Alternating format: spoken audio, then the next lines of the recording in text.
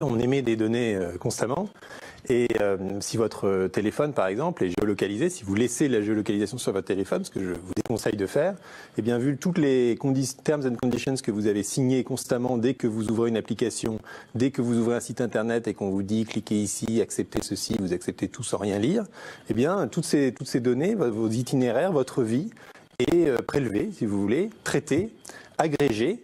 Et avec toutes ces informations, on va pouvoir vous retargeter, comme on dit, c'est-à-dire vous recibler et vous offrir de la publicité ciblée de manière extrêmement précise, souvent avec l'aide de neuroscientifiques, qui orientent votre comportement. Alors justement, Gaspard Koenig, vous proposez, c'est qu'on reprenne un peu le pouvoir de nos vies numériques, mais comment faire? C'est possible?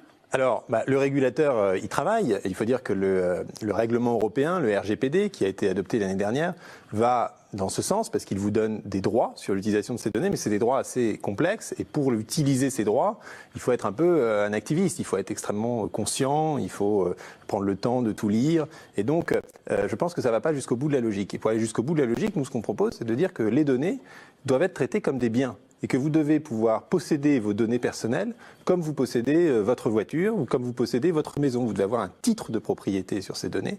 Et du coup, vous inversez la charge de la preuve. C'est vous qui en êtes propriétaire. Et à nous de choisir, de les vendre ou les laisser accessibles. Exactement. Pourquoi est-ce que Facebook se ferait de l'argent avec mes données? Si Facebook se fait de l'argent avec mes données, eh bien, j'aurais bien le droit, moi aussi, d'en toucher ma part. Donc Facebook devrait, pour toutes les données que je lui cède, me rémunérer en fonction de la valeur que j'ai produite. Et je dirais la même chose pour toutes les plateformes, pas seulement américaines, mais aussi françaises.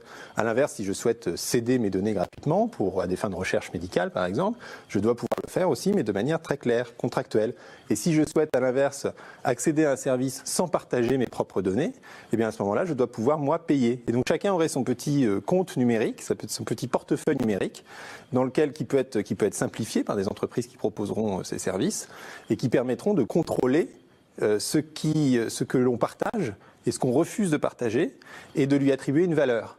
Et ainsi, nous passerions de la situation de féodalisme numérique dans laquelle nous sommes, c'est-à-dire que nous sommes comme des serfs, nous donnons l'ensemble de notre production contre un service gratuit, pour passer dans une véritable économie et là, où vous retrouverez valeur et dignité. Parce que le temps passe, mais on deviendrait propriétaire et responsable de notre vie numérique. En tout cas, on vous retrouve au Grand Barouf numérique, Gaspard Koenig. C'est mercredi et jeudi à la CCI de Lille. Encore un grand merci. Merci à vous.